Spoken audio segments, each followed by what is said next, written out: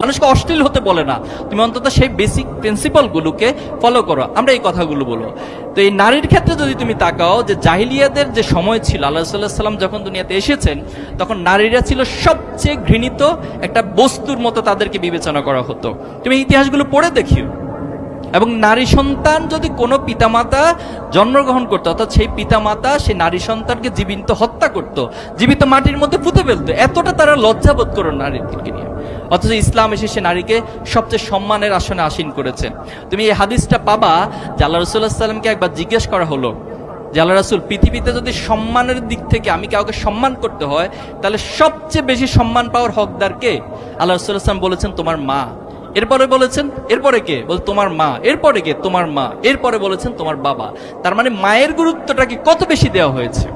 এবং তুমি এই রিসার্চ, এই গবেষণা পাবা যে অনেকগুলো গবেষণাদের উঠে এসেছে, একজন মা যখন তার সন্তানকে ভূমিষ্ঠ হয়, সে ভূমিষ্ঠ হওয়ার সময় যে কষ্ট ফিল করে, একজন জীবিত মানুষের সবগুলো হাড়কে যদি তুমি জীবিত অবস্থা ভেঙে ফেলো একসাথে, যে পরিমাণ কষ্ট ব্যথা পায় একজন মা তার সন্তানকে ভূমিষ্ঠ গর্ভে ধারণের মধ্য দিয়ে, তার চেয়ে কয়েক গুণ বেশি কষ্ট অনুভব করে। তাহলে আমাদের এই মায়ের প্রতি সম্মান, শ্রদ্ধা, এটা ইসলাম যেভাবে প্রমোট করেছে ছাত্র শিবির, ঠিক সেভাবে করেই নারীদেরকে সম্মান এবং শ্রদ্ধার জায়গা থেকে।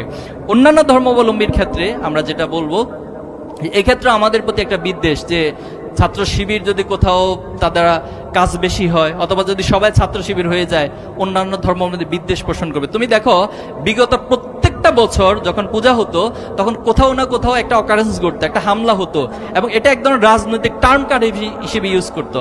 অথচ গত বছর যখন জুলাই এবং আগস্টের পর পূজা হয়েছিল, আমাদের ভাইয়েরাই সেখানে ধর্মীয় উপাসনালয় পাহারা দিয়েছিল, যাতে করে কেউ এই ধরনের সম্প্রীতিগুলো নষ্ট করতে না পারে। এবং এবছর দেখবা তুমি একটা ঘটনা, একটা কেস বাংলাদেশে খুঁজে পাবা না। তো তার মানে হচ্ছে আমাদের পার্শ্ববর্তী রাষ্ট্রের যারা, তারা আমাদের এই দেশকে বলে আমরা সাম্প্রদায়িক সম্প্রীতি নষ্ট করি, আমরা হচ্ছে বিভিন্ন জায়গায় হামলা করি, এগুলো সম্পূর্ণ তাদের প্রোপাগান্ডা। বরং তারাই সবচেয়ে ধর্মীয় বিদ্বেষ, তাদের দেশে এই কাজগুলো তারা পরিচালনা করে। তুমি আল্লাহ রাসূলুল্লাহ সাল্লাল্লাহু আলাইহি ওয়াসাল্লামের যুগে পাবা যে একজন বৃদ্ধ মহিলা, তাকে সবাই বলল যে আজকে মোহাম্মদ যাকে যেখানে পাচ্ছে হত্যা করছে। কেন? মোহাম্মদ আজকে মক্কা বিজয় করেছে এবং যে ইসলাম গ্রহণ করবে না তাকে হত্যা করবে। আল্লাহ রাসূলুল্লাহ সাল্লাল্লাহু আলাইহি ওয়াসাল্লাম যখন যাচ্ছিলেন, তো সে বৃদ্ধ মহিলার সাথেই দেখা। বৃদ্ধ মহিলা জিজ্ঞেস করলো যে আপনি কোথায় যাচ্ছেন? বলে যে আমি আমার বাড়িঘর ছেড়ে দিয়ে আমার এক আত্মীয়ের বাড়ি আছে, সেখানে চলে যাচ্ছি। কেন?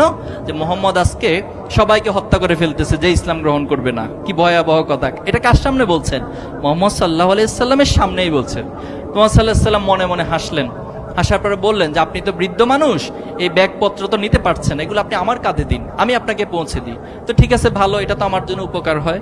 আল্লাহ রাসূল সাল্লাল্লাহু আলাইহি সাল্লাম সেই বৃদ্ধ মহিলার ব্যাগপত্র নিয়ে তার গন্তব্যে পৌঁছে দিলেন। গন্তব্যে পৌঁছে দেওয়ার পর তিনি যখন ফিরে আসছিলেন, জিজ্ঞেস করলেন যে বাবা, তুমি আমার জন্য তো অনেক কষ্ট করলা, অনেক কষ্ট করে আমাকে এখানে পৌঁছে দিলা, অনেক বিপদ থেকে তুমি আমাকে বাঁচাইলা, আচ্ছা তোমার পরিচয় বলো।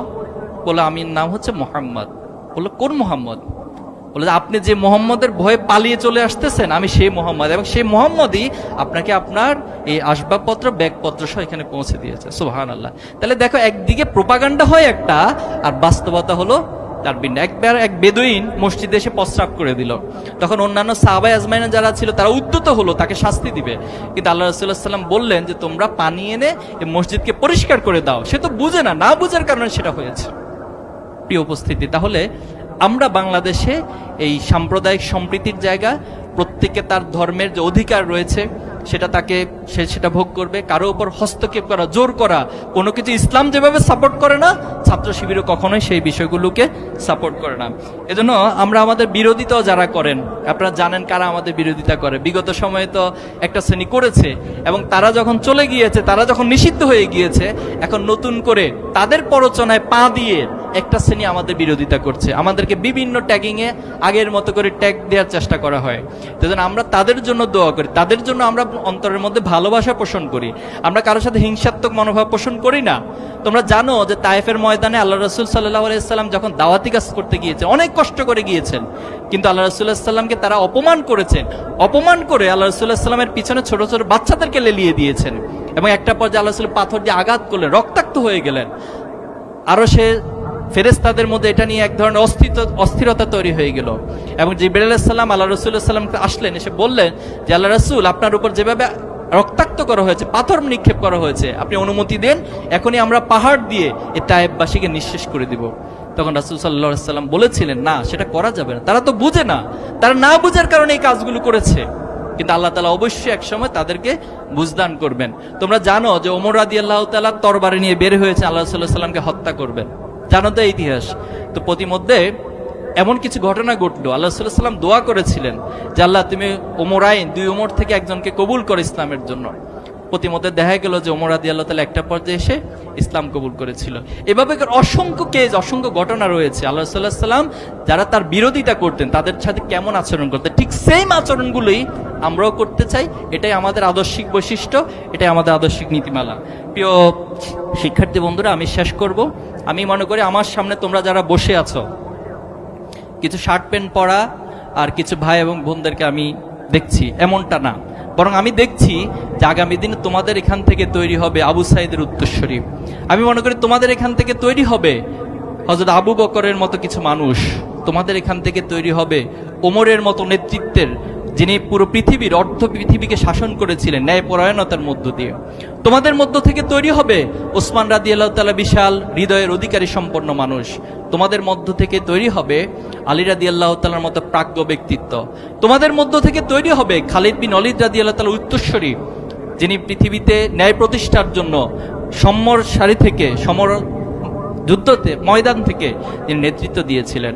তোমাদের মধ্য থেকে তৈরি হবে সালাউদ্দিন আইয়ুবীর উত্তরসূরি, যারা ফিলিস্তিনবাসীকে যিনি উদ্ধার করেছিলেন। আজকে দেখো এই ফিলিস্তিন নিয়ে যদি আমরা বলি, সেখানে কি পরিমাণ হত্যাযোগ্য, নির্যাতন, নির্মমতা চালানো হচ্ছে, অথচ কারা চালাচ্ছে এই কোশ্চেন যদি তুমি করো, তুমি উত্তর খুঁজে পাবা যারা পৃথিবীতে বারবার মানবতার কথা বলে, পৃথিবীর সব জায়গায় তারা মানবতার ফেরি নিয়ে বেড়ায়, মানবতার সবক দেয় আমাদেরকে, এসে মানবতা শিখাতে আসে, অথচ তারাই সেখানে মানবতার সবচেয়ে বেশি লঙ্ঘন করছে। এটা আমরা বিশ্বাস করি। তুমি হয়তো আজকে সাতক্ষীরায় আছো, সাতক্ষীরায় কলেজে আছো, কিন্তু আগামী দিনে তুমি এই দেশ, জাতি এবং এই পৃথিবীর এই উম্মাকে নেতৃত্ব যেন তৈরি হবা, পারবা না ইনশাআল্লাহ? ইনশাআল্লাহ। মনে রাখবা, তুমি কোথায় জন্মগ্রহণ করেছো, তুমি কোন পিতামাতার ঘরে জন্মগ্রহণ করেছো, তুমি কোন স্কুলে পড়ছো, কোন কলেজে পড়ছো, এটা গুরুত্বপূর্ণ না, বরং তুমি তোমাকে ভবিষ্যতে কোথায় নিয়ে যেতে চাও, তুমি কোন জায়গা থেকে নিজেকে দক্ষ, যোগ্য হিসেবে গড়ে তুলতে চাও, নিজেকে কন্ট্রিবিউট করতে চাও, এটা ভবিষ্যতের মানুষ তোমাকে বিশ্লেষণ করবে। আমি প্রত্যাশা করি আগামী দিনে সেই কাঙ্ক্ষিত মানুষগুলো আমার সামনে বসে আছে এবং তোমরা তৈরি হবে ইনশাল্লাহ। সর্বশেষ যে কথা বলে শেষ করতে চাই, আমরা বলেছিলাম আমাদের লাইফের পৃথিবীতে আসার আগে একটা পার্ট, আর এতক্ষণ আমি যা আলাপ করেছি এটা পৃথিবীর পার্ট আলোচনা করেছি। এরপরে আমাদেরকে আল্লাহ তাআলার কাছে, আমাদের সৃষ্টিকর্তার কাছে উপস্থিত হতে হবে। নিউটনের একটা সূত্র হচ্ছে every action has a reaction, প্রত্যেকটা ক্রিয়ার একটা প্রতিক্রিয়া থাকে। তুমি যাই করবা, ভালো কাজ করবা, এটার একটা ফিডব্যাক পাবা, আবার খারাপ কাজ করবা, এটারও একটা ফিডব্যাক পাবা। আমাদের ইসলামের প্রিন্সিপাল যেটা, যে তোমার প্রত্যেকটা ভালো কাজের রেজাল্ট আল্লাহ তাআলা দুনিয়াতেও দিবেন, আখিরাতেও দিবেন। আবার তো যদি তুমি খারাপ কাজ করো, সেই খারাপ কাজের রেজাল্টও তোমাকে দুনিয়াতেও দিবেন, আখিরাতেও দিবেন। এই বিশ্বাস আমাদের আছে।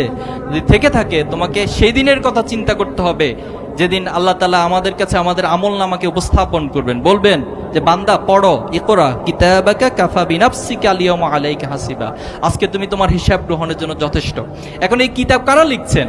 আমাদের কাঁধে আল্লাহ তাআলা ফেরেশতা সেট করে দিয়েছেন, কিরামান কাতিবিন ইয়ালামুনা মা তাফালুন। তারা সব সময় আমরা ছোট বড় যাই কিছু করছি সব লিপিবদ্ধ করছে।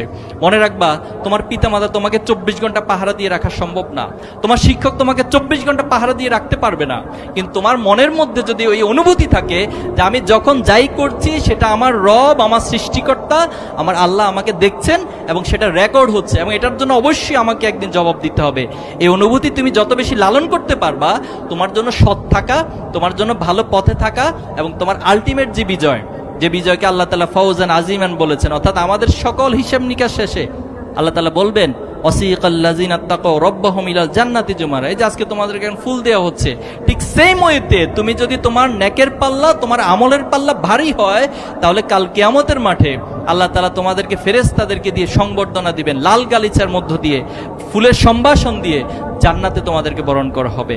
আর যদি কোনো কারণে এই দুনিয়ার জীবনে আমি আল্লাহর নাফরমানি করি, আল্লাহর নির্ধারিত পথের বাহিরে চলি, তাহলে আমাকে অবশ্যই কাল কিয়ামতের মাঠে আল্লাহ তাআলা জাহান্নামে দিবেন।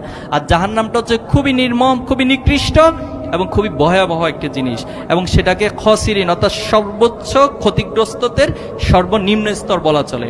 এবং সেখানে ফেরেশতারা সেম ওয়েতে টেনে হিস্ট্রি নিয়ে যাবে আমাদেরকে। আল্লাহ আমাদেরকে মাফ করুক। আমরা চাই যে তোমরা এই দুনিয়াতে সফল হবে, দুনিয়াতে শ্রেষ্ঠ মানুষ হবে, আমাদের এই বাংলাদেশকে উম্মার কল্যাণে কাজ করবে, পাশাপাশি আল্লাহর খাঁটি গোলাম হিসেবে কাল কিয়ামতের মাঠে জান্নাত উপযোগী মানুষ হিসেবে তৈরি হবে। আল্লাহ আমাদের সবাইকে কবুল করুক, সবাইকে তাওফিক দান করুক।